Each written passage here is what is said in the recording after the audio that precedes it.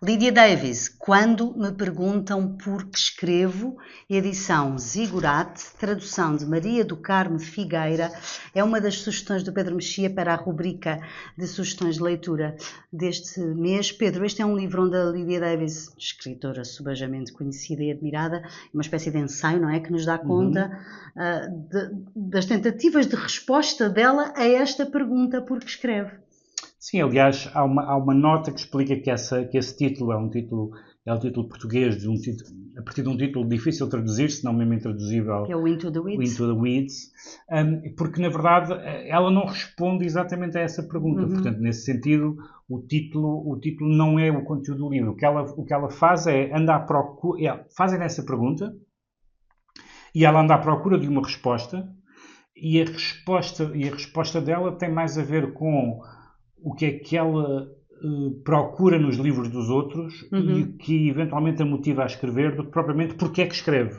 Ou seja, ela diz assim, bem, eu escrevo porque tenho coisas a dizer, mas toda a gente tem coisas a dizer. Isso é uma frase divertida logo no início. Então ela vai buscar casos, todos muito diferentes, por exemplo, do John Ashbery, do poeta americano, quem propõe um livro de conferências e ele, em vez de fazer porque era um poeta considerado hermético e de facto era, em vez de ele escrever um livro sobre a sua própria obra, escolhe fazer conferências sobre 6 poetas menores, considerados menores, e percebe-se o que é que ele foi buscar a cada um deles.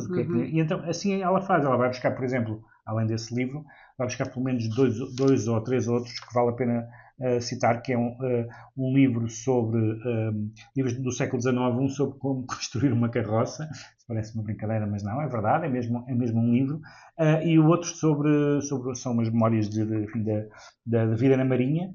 Ela liga esses livros, enfim, o segundo, sobretudo, naturalmente, à Moby Dick. E depois vai falar de um livro do século XX, que é um livro difícil de... Eu acho que é um livro de memória, essencialmente, mas às vezes é apresentado como uma ficção, que é um livro do Knut Hamsun, que ele publicou em 48, ou escreveu em 48, não me lembro bem. E então, ela vai dizer, há livros que me incomodam. Incomodam quer dizer que interessam. Há ali qualquer coisa que ela não percebe porque é que uma pessoa vai escrever um livro sobre como fazer carroças. E ela diz, mesmo na altura em que se fazia carroças, devia haver muita gente que soubesse, e porquê aquele livro? Ela diz, porque aquela pessoa pensou, eu sei como é que se constrói uma carroça, eu sei escrever. E, aliás, mostra que sabe escrever pelos exemplos que ela dá, pelas citações. E, portanto, não interessa se tenho público. Eu sou a pessoa para escrever este livro, se alguém tem interesse. E isso é um bom princípio de escrita. Ela diz, para as editoras não é, mas para os autores é. Sim, ela também conta isso, não é? Que às vezes os livros podem ter um bom motivo para serem escritos, independentemente de terem público ou não. Sim, ela diz, aquela pessoa, e depois ela diz, esta pessoa que escreveu sobre a carroça e que escreveu sobre os navios, esta pessoa sabe escrever. E eu posso até, no limite, não ter interesse em carroças nem em navios, mas a linguagem, por exemplo, no caso dos termos de navegação, de marinha, etc., alguns são tão fascinantes que ele tem uma música. Esse livro, depois vai dar um exemplo do conto do Carver, que ela diz, eu gostei muito do conto, só até meio, depois o resto não gosto. E explica o que é que gosta e o que é que não gosta. E depois também dá exemplos de, por exemplo, pode abandonar um livro porque não gosta de uma palavra que um escritor escolheu, porque acha que ele foi precipitado. Há uma palavra que ela acha que o escritor escreveu porque queria passar à cena seguinte, e ela disse, mas o facto de ele ter sido desmazelado com aquela palavra faz-me com que eu suspeito dele. E isto vindo de alguém que traduziu a Madame Bovary. Que é um livro, como todos os do Flaubert, conhecido pela sua precisão linguística. E, finalmente, o livro de Knut Hamsun, que é um livro onde ela... Enfim, o Knut Hamsun é Prémio Nobel, é um grande escritor e foi um colaboracionista, sim. Que era pró-nazi, norueguesa. Na Noruega teve um regime, enfim, como é que se chama isso?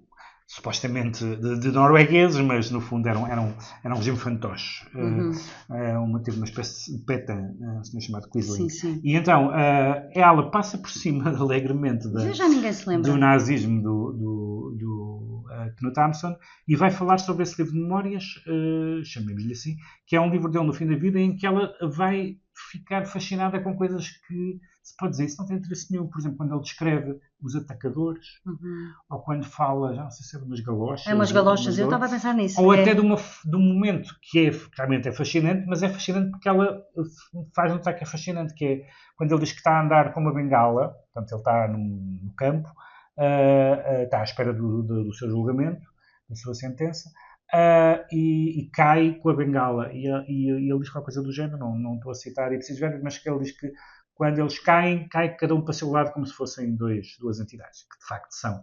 Mas a pessoa pensa, quem cai é a pessoa, ou a bengala não tem existência. Ele diz, não, eles caem como se se separassem na queda. Ela diz, isto é fascinante.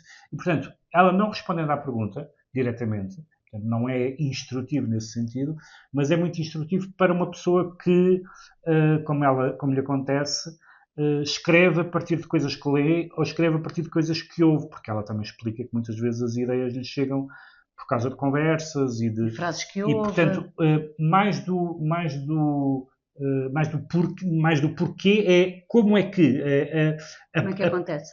A partir de que é que eu vou começar a escrever. Então é isso, porque este livro me fascina por razões que eu não sei, porque esta fórmula ou este adjetivo é bom, é mau, ou é estranho, vou ver o dicionário, vou procurar se é um arcaísmo, ou porque uma pessoa no comboio ou no Starbucks, como ela disse a certa altura, diz uma frase que me intrigou. E, portanto, o que é que motiva a escrever não é exatamente porquê que eu escrevo, mas é o que a leva a escrever, o que é uma forma diferente, mas acaba por responder, se calhar, de uma forma até mais interessante do que a pergunta mais estafada, porquê é que escreve? Porque as pessoas escrevem pela razão que fazem todas as outras coisas, porque querem e porque precisam.